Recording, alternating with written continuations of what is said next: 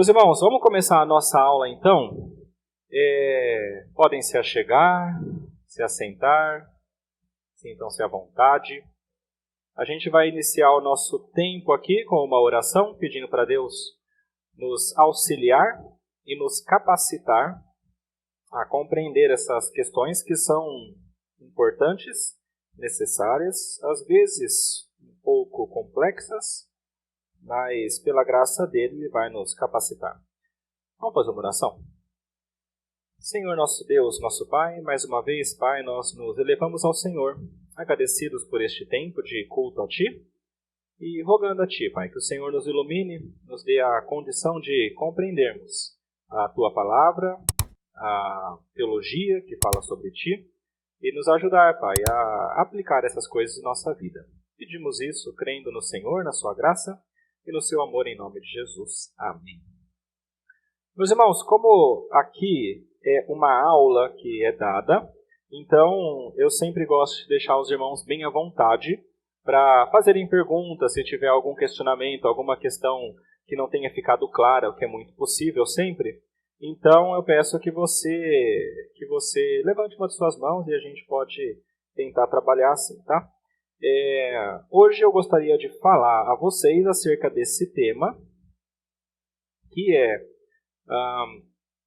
extremamente importante e necessário para uma boa vida cristã e uma vida cristã um pouco mais leve nesse mundo, tá bom? Então hoje eu queria falar sobre a providência de Deus e o aconselhamento, tá? A minha ideia é a gente trabalhar justamente isso. Primeiro, o que é a providência de Deus? A providência de Deus, depois de explicada, eu quero que a gente entenda como que ela se relaciona com o aconselhamento. Aconselhamento é aquilo que nós fazemos um com o outro, mostrando o que a palavra de Deus diz, o que significa. E depois uma conclusão de tudo isso, tá bom? Isso aqui é muito importante, porque na realidade, a providência de Deus, a gente ouve muito todo mundo falar, e às vezes com entendimento errado, né? Muitas vezes eu ouço pessoas falando sobre a providência de Deus no seguinte sentido: providência de Deus é aquilo que a gente está vivendo nesse mundo e aí de repente uma coisa miraculosa acontece. Isso é providência de Deus. Ou quando a gente está andando na rua e aí alguém nos chama, a gente olha para cá e de repente um carro passa aqui na frente, milimetricamente calculado para a gente não morrer, e a gente fala, isso foi providência. A gente coloca providência naquelas coisas que parecem espetaculares, extraordinárias, sobrenaturais. No entanto, a providência ela não diz respeito só a essas coisas. Essas coisas também estão dentro, mas a providência é muito mais do que isso, é muito mais amplo. E a relação dela com a nossa vida prática é extremamente importante. Essa doutrina aqui ela é tão importante que, por exemplo, a nossa Confissão de Fé de Westminster dedicou um capítulo inteiro para falar só da providência. Porque a providência é algo que é extremamente importante e necessária para a vida cristã. Então, para a gente começar, eu queria que a gente entendesse o que é a providência. Tem uma citação aqui do Berkhof. Berkhof é um teólogo muito conhecido, francês, e ele escreve o seguinte: o exercício contínuo da energia divina pelo qual o Criador preserva todas as suas criaturas, opera em tudo o que acontece no mundo e dirige todas as coisas ao seu fim determinado. Então é mais ou menos assim. A gente olha para a criação de Deus, a gente pensa, Deus usou muito poder na criação, mas muitas vezes a gente pensa que depois da criação ele não age mais tanto como agia, ou ele usou um tipo de poder ali e agora não usa mais isso. A providência diz o contrário. A providência diz que o mesmo poder que Deus usou para criar o mundo é o mesmo poder que ele usa para continuar mantendo e governando o mundo em cada momento. O poder de Deus usado na criação é o mesmo poder que ele continua utilizando até o fim dos tempos. o nosso breve catecismo, ele fala o seguinte, que as obras da providência de Deus são a sua maneira muito santa, sábia e poderosa de preservar e governar todas as suas criaturas e todas as ações delas. Está dando para compreender como que a providência é uma coisa muito mais ampla do que só o pensamento de que a gente foi salvo de um carro? É uma coisa muito maior. Muito maior.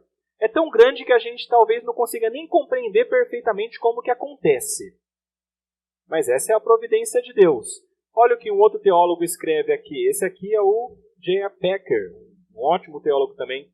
E ele fala assim: se a criação foi um exercício único da energia divina fazendo o mundo existir, a providência é um exercício contínuo dessa mesma energia pelo qual o Criador, de acordo com a sua vontade, primeiro, mantém todas as criaturas existindo, segundo, se envolve em todos os eventos e terceiro, dirige todas as coisas ao seu fim determinado.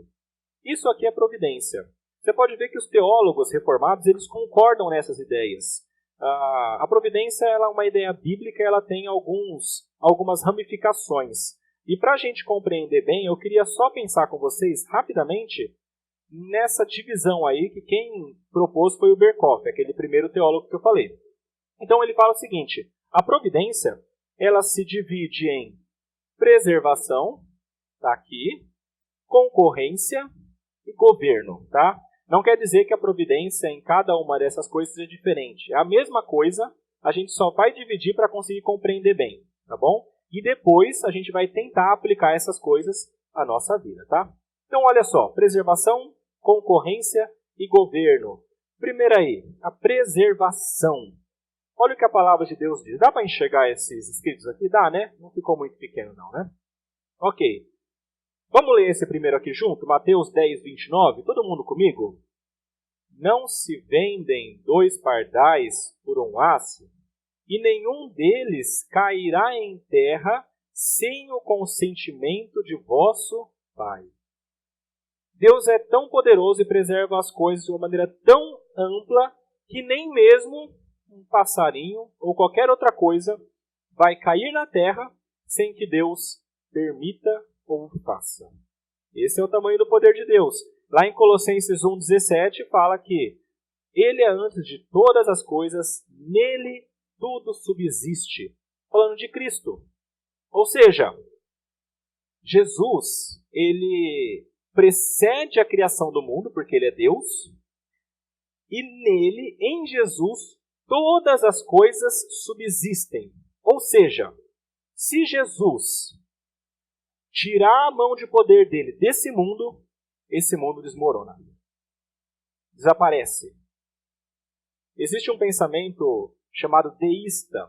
Os deístas são aqueles que creem que Deus existe, ele criou o mundo, mas depois de criar ele zarpou. Mas a palavra de Deus mostra diferente.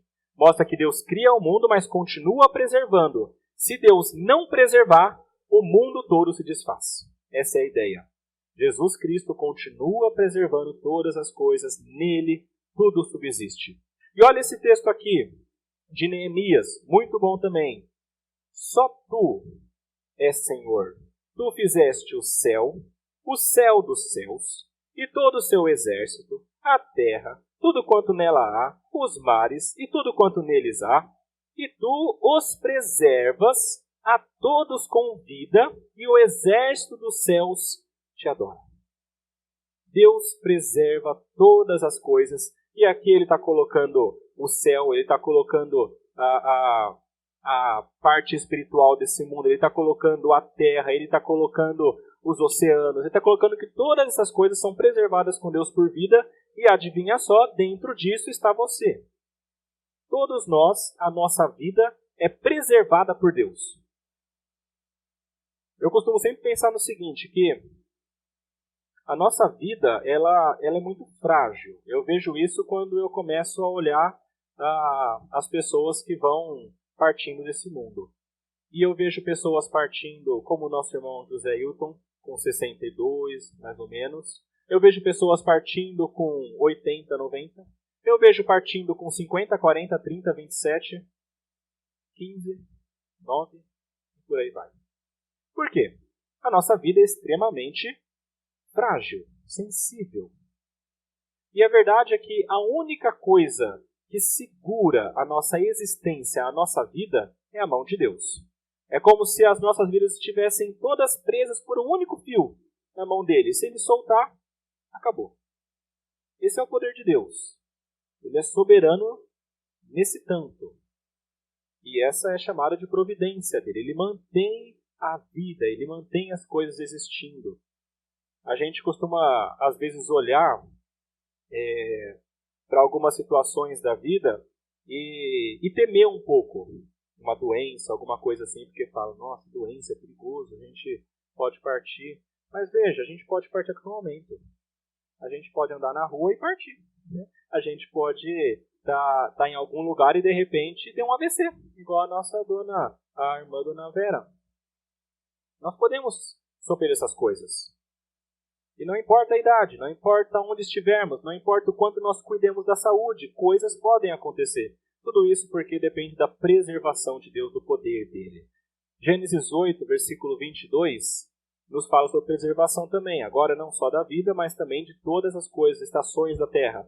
Ele fala, enquanto durar a terra, não deixará de haver sementeira e ceifa, frio, calor, verão, inverno, dia e noite. A promessa de Deus é de preservar as estações, a temperatura, o tempo e as plantações. Meus irmãos, Deus preserva todas essas coisas constantemente. Isso é chamado de preservação dentro da providência. Tá bom? Primeira coisa.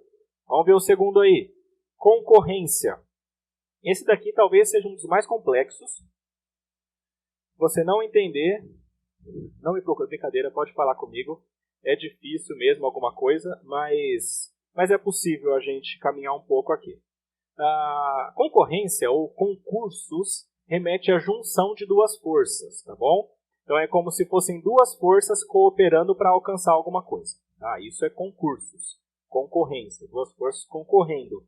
O Berkoff falou o seguinte, que a concorrência é a cooperação do poder divino com todos os poderes subordinados de acordo com as pré-estabelecidas leis de sua operação, fazendo com que elas hajam. Deu para entender? É mais ou menos assim. A concorrência é Deus agindo poderosamente e utilizando-se dos poderes dos homens, das coisas deste mundo, junto com o poder dele, para alcançar aquilo que ele quer. Tá bom? Então essa é a ideia de concorrência. Tem alguns exemplos. Eu vou dar um aqui, por exemplo. Veja aí. Um exemplo 1 aí, de um ato mau. Né? Atos maus acontecem. E isso também está dentro da concorrência. Dentro da providência de Deus. É importante entender. Olha só. Isso aqui foi escrito lá em Atos, quando Jesus havia morrido. Então, em um discurso, é falado quem que matou Jesus. Olha só, varões israelitas, atendem a estas palavras. Jesus, o Nazareno, varão aprovado por Deus diante de vós, com milagres, prodígios, sinais, os quais o próprio Deus realizou por intermédio dele entre vós, como vós mesmos sabeis, sendo este entregue pelo determinado desígnio e presciência de Deus.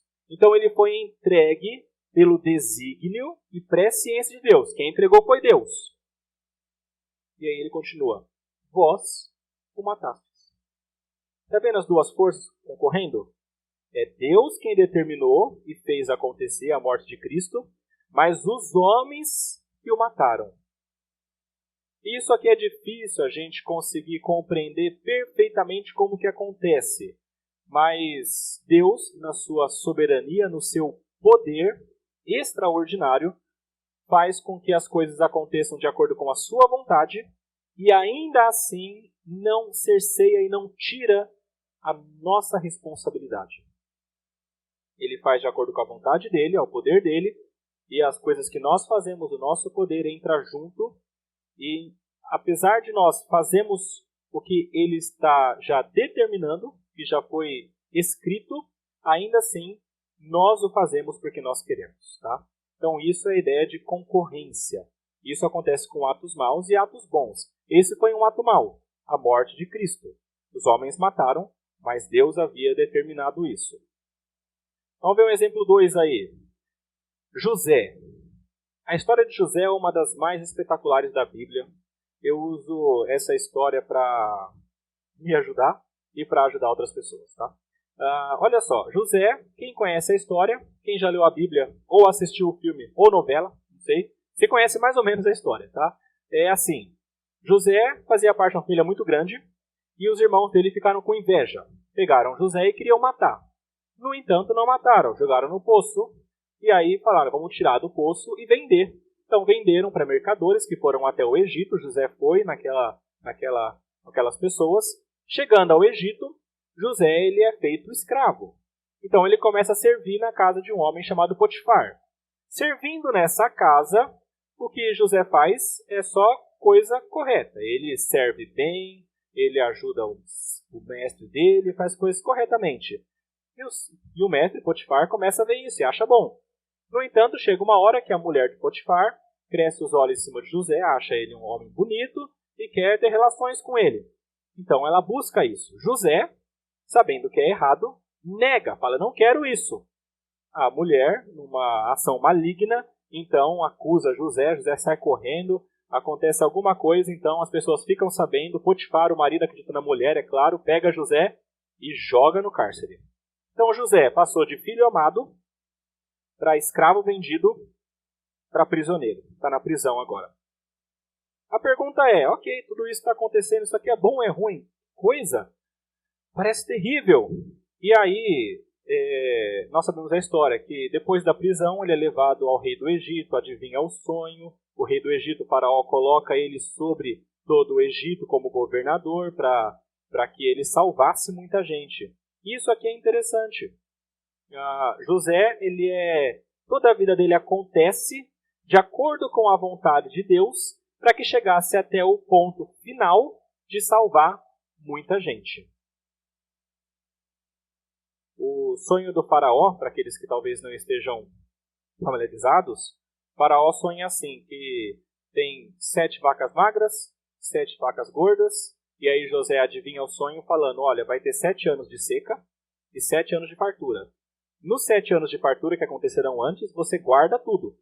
Guarda a comida, guarda porque vai ter fome. Nos 7 anos de seca, você usa o que você guardou. E aí José ensina isso para o Faraó aceita, José começa a produzir essas coisas, e chegando no final, toda a terra, as pessoas da circunvizinhança iam até o Egito procurando comida. E se não fosse José adivinhando o sonho, então todos teriam morrido de fome. Ou seja, tudo aconteceu para chegar no final e muita gente ser salva. E José fala isso aqui, olha que legal. Quando ele encontra os seus irmãos, ele fala, vós, os irmãos, na verdade, intentastes o mal contra mim, porém Deus tornou em bem para fazer como vedes agora que se conserve muita gente com vida. Deus aqui usando a maldade dos irmãos para cumprir aquilo que ele queria. Tá? Isso é providência, a ideia de concursos. E aí a gente lembra também do que Paulo falou. Paulo falou o seguinte, assim, pois, eu citei isso no sermão. Assim, pois, amados meus, como sempre obedecestes, não só na minha presença, porém muito mais agora na minha ausência, desenvolvei a vossa salvação com temor e tremor. Então ele fala, desenvolvam isso, façam isso. É uma coisa que vocês têm que fazer. Porque Deus é quem efetua em vós tanto querer como realizar segundo a sua boa vontade. Vocês têm que fazer, mas é Deus que faz. Tá?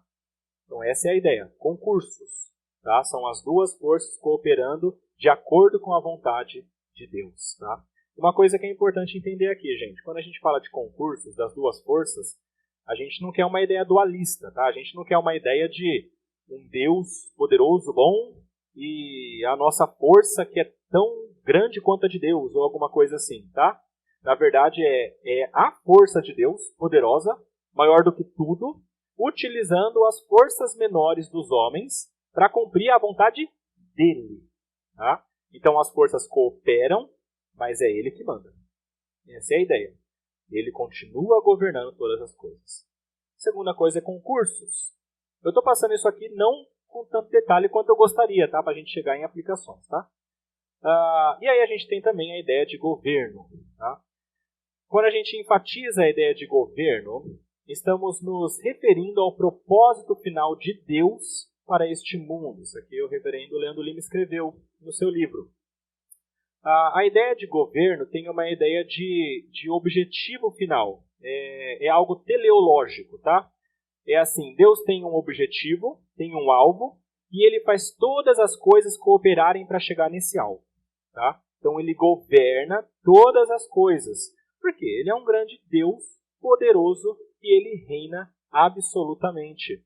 Deus é um grande rei, ele governa todas as coisas para que o seu plano final seja cumprido. E esse governo é sobre todo o universo. Tem alguns textos que falam sobre isso. E ele governa tudo por meio de leis estabelecidas e por ele mesmo e a sua atuação direta. Então, ele, quando cria o mundo, ele já estabelece algumas leis. Então, você tem a lei da gravidade. Se você pular de um prédio, você cai. Gravidade. Isso é uma lei que ele estabeleceu e vai funcionar sempre. Agora, essa lei vai funcionar para fazer o plano final dele acontecer. Tá? E isso tudo tem a ver com essa ideia teleológica que eu falei, tá? A ideia de algo que tem um objetivo, telos, tá? Objetivo. Todas essas coisas são feitas e guiadas por Deus para que Ele realize o seu plano, que procede de sua boa, perfeita e agradável vontade. Tá? Então o mundo todo está sob o governo de Deus, que tem um objetivo. Eu penso que isso aqui é muito importante. Por quê? Muita gente olha para Deus e fala, ele é poderoso, ele governa as coisas, mas o negócio está caótico, ele parece que não tem um final, um objetivo. Meus irmãos, o nosso mundo não está sob o governo de um ser que tem todo o poder e nenhum objetivo. Isso aí seria caos. Então ele tem o poder para fazer o que ele quer, mas ele não tem objetivo. Não. O Deus bíblico, que a palavra nos traz, ele conhece e controla todas as coisas e já determinou soberanamente, desde o início, aonde seria o fim, e trabalha para alcançar. Então, desde antes da criação do mundo, ele já sabia, vai chegar aqui. E a gente olha para as coisas do mundo e fala, como? Mas tá meio estranho, tá vindo para cá e tá tudo meio caótico, vou ficar tranquilo, vai chegar aqui. É aonde ele está fazendo as coisas chegarem. Esse é o caráter teleológico, né, de objetivo. Deu para entender isso? Providência de Deus. Então a gente tem a ideia de governo, a gente tem a ideia de concursos e a ideia de preservação. Agora, como que isso aqui se relaciona com o aconselhamento? Isso que eu queria que a gente pensasse um pouquinho aqui para conseguir entender como que se aplica. É a providência de Deus na prática do aconselhamento. E eu queria trazer para vocês 3 ideias. A providência, ela pode, se bem compreendida, fortalecer a nossa confiança, nos trazer conforto e lançar fora o medo das coisas que vêm no futuro. Tá? E eu vou explicar cada uma delas, esperando que a gente consiga compreender e ter uma vida cristã melhor. Tá? Olha só, tem um livrinho chamado Lutando contra a Incredulidade, que eu gosto bastante, que o John Piper escreveu. Na verdade, esse livro é parte de um outro maior que ele escreveu, mas esse aqui é bem prático, se você quiser comprar e leia. Mas ele escreve, na ideia geral do livro, é que nós pecamos quando não cremos nas promessas futuras de Deus e passamos a acreditar nas promessas do mal. Então o pecado vem quando nós não cremos no que Deus prometeu, mas cremos no que o mal promete. Por exemplo, Adão e Eva. Nosso paradigma. Adão e Eva pecaram por quê? Porque eles acreditaram no que o mal prometeu. Deus havia prometido, pode comer de tudo, vai ter a vida, se você comer desse, você morre. O mal prometeu o seguinte, se você comer desse, você vai ser igual a Deus. Eles acreditaram em quê? No mal. Nessa promessa do mal. Quando isso aconteceu, eles pecaram e caíram. Agora, crer nas promessas de Deus é essencial para uma vida cristã digna. Só que isso só é possível se aquele que prometeu for poderoso para cumpri-las. E aí que entra a nossa ideia de providência, tá? Vou dar um exemplo legal aqui. Esse ficou pequeno, né? Mas olha só, alguém já sofreu com ansiedade aqui? Talvez. Agora, né? A ansiedade é uma coisa que pega todo mundo. Pensando em ansiedade por conta de problemas financeiros. Vamos lembrar do que Jesus falou lá em Mateus 6. Quando a gente olha para a providência, a gente tem que entender mais ou menos essa ideia. A gente tem que olhar para a Bíblia e olhar para o histórico. Qual que é o histórico? Deus vem governando este mundo desde o início, cuidando das pessoas desde o início, cuidou do povo no deserto desde o início, mandou maná. Quando a gente olha para a palavra dele e entende a providência, o poder dele em preservar, em governar as coisas, então nós podemos ter um aumento na nossa confiança em Deus. Mas antes da gente pensar no que é bom, entenda isso. Ou seja, Deus não é pego de surpresa pelos sofrimentos que a gente passa e nem é fraco para impedi-los. Mas os sofrimentos existem para cumprir o seu plano maior, que é de ser glorificado e de salvar o seu povo. Quem conhece esse texto aqui, por exemplo? Esse texto aqui é conhecido. Causa muita confusão, né? Romanos 8, 28 a 30. O texto fala que todas as coisas cooperam para o bem daqueles que amam a Deus, daqueles que são chamados segundo o seu propósito. Aqueles que ele de antemão conheceu também predestinou para serem conformes à imagem de seu filho, a fim de que ele seja o primogênito entre muitos irmãos. E aos que predestinou, a esses também chamou, e aos que chamou, a esses também justificou, e aos que justificou, a esses também glorificou. Esse texto as pessoas leem muitas vezes e falam, ok, então todas as coisas cooperam para o meu bem, porque eu amo a Deus. Então eu não vou sofrer, eu não vou ter doença, eu não vou ter dificuldade, e aí você enche algumas igrejas que pregam isso. No entanto, quando a pessoa percebe que não é bem assim, ela sai, ela vai embora.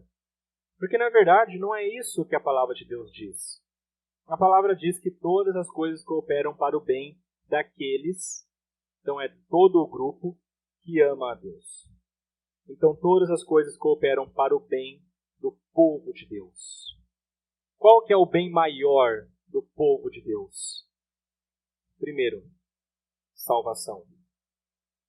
Segundo, santificação. Terceiro, bem-estar nesse mundo. Então você pode ver que o bem-estar nesse mundo, que o pessoal coloca lá em cima, isso que é bom, a Bíblia coloca aqui embaixo.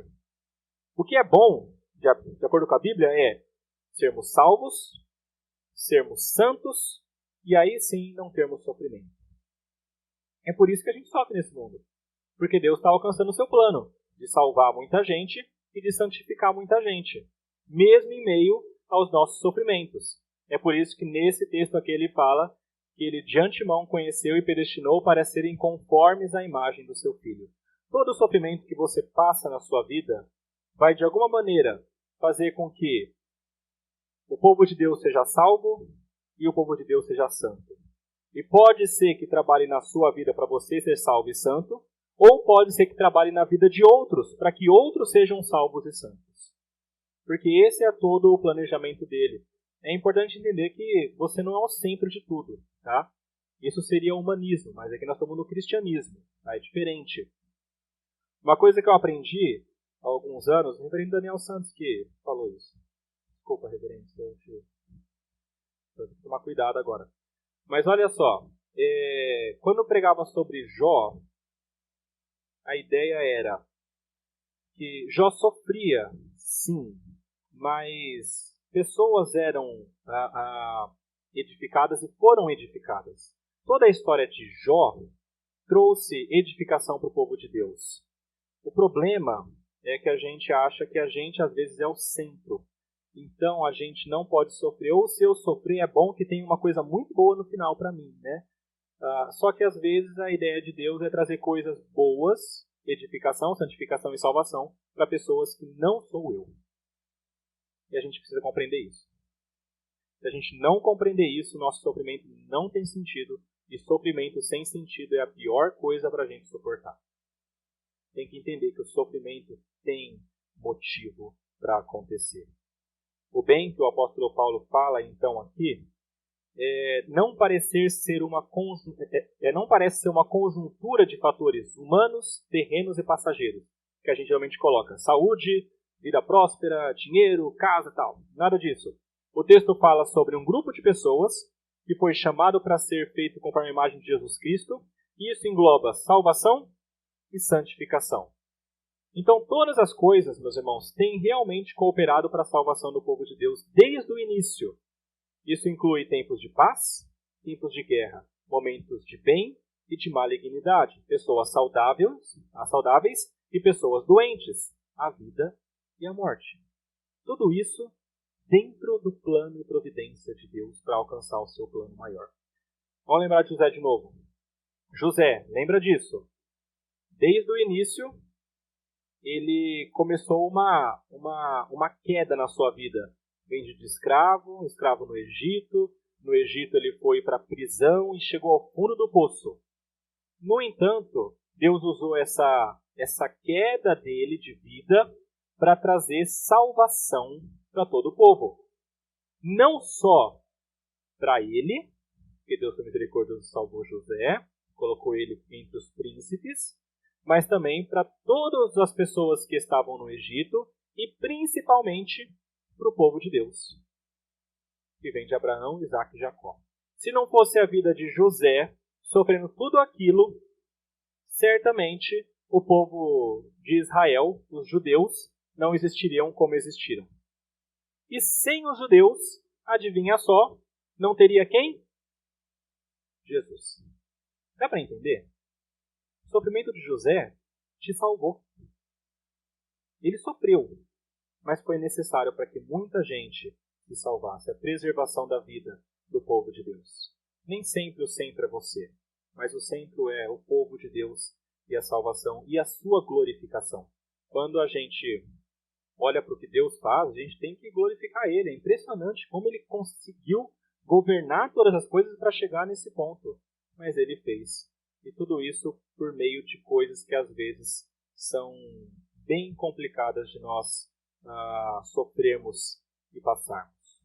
Então, meus irmãos, olha só, é por meio do sofrimento de Deus, do sofrimento que Deus trabalha o nosso bem, de sermos parecidos com Jesus. Leiam comigo esses versículos aqui de Tiago 1, versículo 2 e 3. Lê comigo, gente. Tende por motivo de toda alegria o passardes por várias provações, sabendo que a provação da vossa fé, uma vez confirmada, produz perseverança. Ora, a perseverança deve ter ação completa, para que sejais perfeitos e íntegros, em nada deficientes. A gente não pode olhar simplesmente para Romanos 8 como algo que acontece para o nosso bem físico, mas acontece para a nossa santificação. E os nossos olhos, na verdade, não podem estar só nessa vida. Tem que estar na eternidade. Então a gente às vezes vai sofrer muito nessa vida, só que quando a gente olha para o plano maior, de verdade, assim, além desse mundo, a gente entende que é bom, que foi bom. O bom é principalmente a salvação final dos eleitos.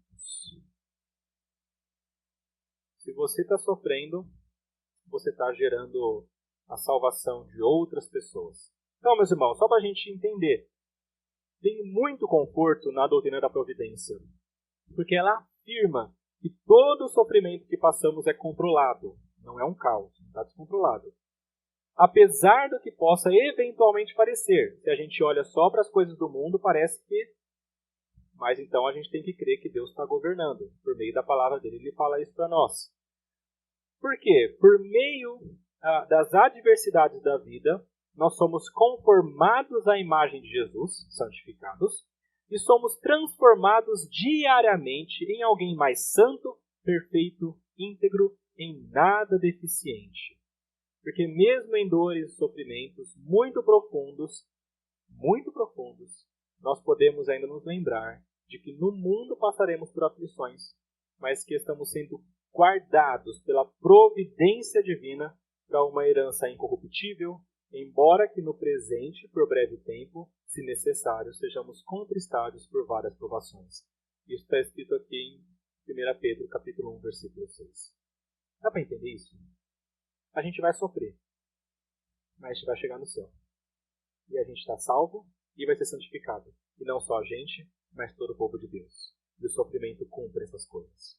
Então a segunda coisa que essa doutrina ajuda é nós confiarmos, então, e termos também conforto. Mas ela não fica só aí. Temos ainda um terceiro tópico que eu queria tratar com vocês, que tem a ver também com o primeiro, tal, eles estão um pouco ligados, mas que fala sobre lançar fora o medo do futuro. Meu irmão, o que vem no futuro? Essa pergunta, quando a gente faz, às vezes gera bastante medo na gente. A gente fica um pouco temeroso do que vai acontecer com a gente no futuro. E isso faz com que essas pessoas sejam controladas por esse medo. É mais ou menos assim. O que vai acontecer no futuro? Daqui a 15 minutos quando eu sair na rua. Será que vem um carro e me atropela? Pode ser, então é melhor eu ficar em casa. Ele é controlado pelo medo. Ou o que vai acontecer no futuro? Será que eu vou ser abandonado? Eu já fui abandonado no passado? Talvez aconteça isso. Então, não vou me relacionar. É melhor eu ficar sozinho mesmo. Controlado pelo medo do futuro. Tem muita gente que, por exemplo, também com relação ao relacionamento, não sai de um relacionamento por medo de não ter outro. Tudo isso por quê? Tenho medo do futuro. O que vai acontecer no futuro? Será que eu vou ter aquilo que eu quero? Será que eu não vou ter? Será que eu vou sofrer? Será que eu não vou sofrer? Será que eu vou ser pelado? Será? E o será te controla. Por quê? Falta um pouco de confiança no que Deus tem preparado. Falta um pouco de confiança na soberania, na providência de Deus. E geralmente, tá? Não vou falar que sempre, mas geralmente, o grande problema, a grande questão é não querer sofrer. É a gente fazer de tudo para evitar a mínima possibilidade da gente sofrer. E quando a gente faz isso, a gente coloca a nossa esperança nos nossos métodos para evitar o perigo e nas nossas habilidades de predição do futuro. Então eu vou fazer o seguinte, eu não sei o que vai acontecer, então eu acho que vai ser isso, então eu vou estabelecer um método para evitar que isso aconteça. Então eu vou evitar de entrar em algumas situações, eu vou evitar de fazer isso e a gente acaba evitando de viver no final das contas. Porque está sendo controlado pelo medo. Só que isso é você não confiar na providência de Deus. Olha só, de que maneira a doutrina da providência pode ser útil para a gente que está vivendo assim? Meus irmãos, o medo do futuro, do que vai acontecer, não faz sentido para aquelas pessoas que entendem a soberania de Deus. Não faz sentido. Porque você tem medo de alguma coisa que vai acontecer que, na realidade, está contemplada no plano de Deus e vai te trazer salvação. Então você tem medo de uma coisa acontecer que, na realidade, Deus está usando para salvar a sua vida, para santificar a sua vida e de muitas outras pessoas. Não faz sentido. Você não pode ter medo de Deus usar a soberania dele na tua vida. Você não pode querer você mesmo agarrar as rédeas e controlar as coisas. Você tem que deixar na mão de Deus e viver confiando nele. E saber que se vier sofrimento, é para o bem. Se não vier, é para o bem. Se vier, glória a Deus. Se não vier, glória a Deus. Jó falou isso. Senhor Deus, Senhor tomou, bendito seja o nome do Senhor. Por quê? Confia na soberania e no governo de Deus. Todas as coisas já foram escritas no plano eterno de Deus e estão sendo guiadas cuidadosamente pelas mãos do Criador. E isso não é um fatalismo, tá bom? Nossas ações corroboram para o cumprimento do plano maior de Deus. Mas tudo isso está dentro do plano de Deus. E vai cumprir esse plano maior, que vai trazer salvação para o seu povo. Não faz sentido viver preso pelo medo de coisas que Deus controla. Não faz o mínimo sentido isso para uma pessoa que de fato crê em Deus e na sua soberania. E como eu já falei, não significa que nós estamos livres de possíveis sofrimentos. A gente vai sofrer, vai passar por aflição nesse mundo, mas a nossa perspectiva de como a gente está passando por isso muda. Tá? Paulo é um bom exemplo. Paulo não gostava de sofrer. Aqui em Filipenses ele fala, eu me alegrei, porque o povo lá da cidade de Filipos me mandou sustento, fiquei alegre, porque eu não gosto de passar fome. Mas ele fala assim, olha o versículo 10 aí, versículo 11, digo isto não por causa da pobreza, porque aprendi a viver contente em toda e qualquer situação. Tanto sei estar humilhado, como também ser honrado. De tudo em todas as circunstâncias já tenho experiência, tanto de fartura como de fome, de abundância, de escassez. Tudo posso, naquele que me fortalece. Paulo é um bom exemplo de alguém que confiava na providência de Deus, para sofrimento ou para tranquilidade nessa vida. E ele sabia que em tudo que acontecesse, ele conseguiria suportar naquele que é o seu Deus. Essa perspectiva que o apóstolo Paulo tinha deve ser a nossa perspectiva também, de confiar na providência, que vai nos trazer coisas que às vezes podem trazer sofrimento, mas é Deus fazendo. E uma coisa é certa, tudo posso naquele que me fortalece. E a gente tem que compreender isso. Só compreendendo isso é que a gente consegue ter alegria nesse mundo.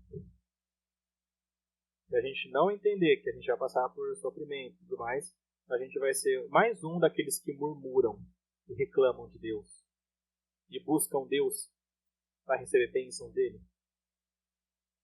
E isso não dá certo, a gente sabe disso.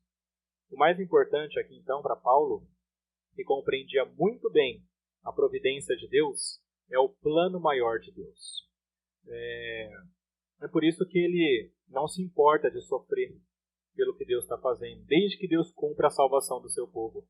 Eu acho esse um dos textos mais legais sobre isso. Filipenses 1, de 12 a 14. Olha só o que ele escreve. Tá aqui. Filipenses 1, de 12 a 14. Quero ainda, irmãos, cientificar-vos de que as coisas que me aconteceram têm antes contribuído para o progresso do Evangelho. Ou seja, ele foi preso, ele sofreu, e ele estava passando por dificuldades. Ele fala, tudo o que aconteceu foi para o progresso do Evangelho. De maneira que as minhas cadeias em Cristo se tornaram conhecidas de toda a guarda pretoriana e de todos os demais. E a maioria dos irmãos, estimulados no Senhor por minhas algemas, ousam falar com mais desassombro a palavra de Deus. Paulo sabia que o sofrimento dele trazia salvação para o povo de Deus. É por isso que ele fala também no versículo 21, que é um pouco para frente, para mim, viver é Cristo, e morrer é lucro. Queria estar com Deus, mas não estou. Enquanto eu não estou, eu fico nessa terra, porque Deus quer. Vou sofrer, mas enquanto eu estiver sofrendo aqui, eu vou estar edificando o povo de Deus, porque Deus quer me usar para a edificação ainda de muita gente.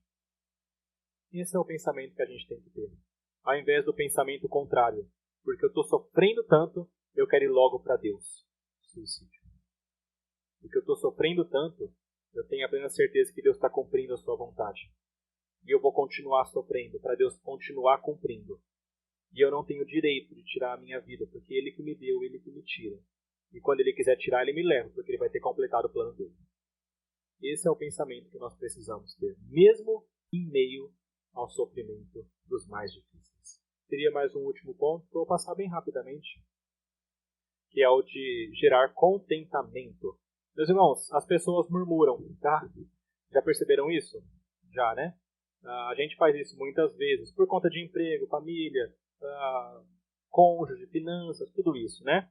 A Bíblia fala que isso é uma atitude de ímpios, né? Os crentes não fazem isso. Judas 16 fala, os tais, os ímpios, são murmuradores, são descontentes, andando segundo as suas paixões. A sua boca vive propalando grande arrogância. São aduladores dos outros por motivos interesseiros.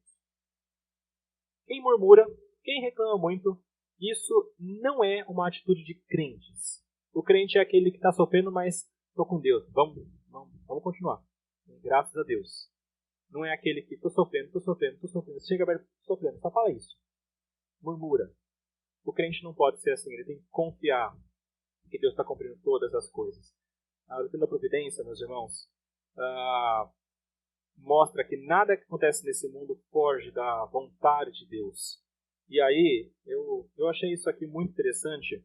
O David Powlison escreveu isso, e eu acho muito legal porque ele fala o seguinte: aquelas pessoas que às vezes nasceram com algum tipo de dificuldade, problema, que são situações difíceis. Imagina uma desabilidade física, e aí é mais ou menos o seguinte: todas as nossas habilidades ou inabilidades já estão contabilizados e são considerados por Deus em seu plano maior.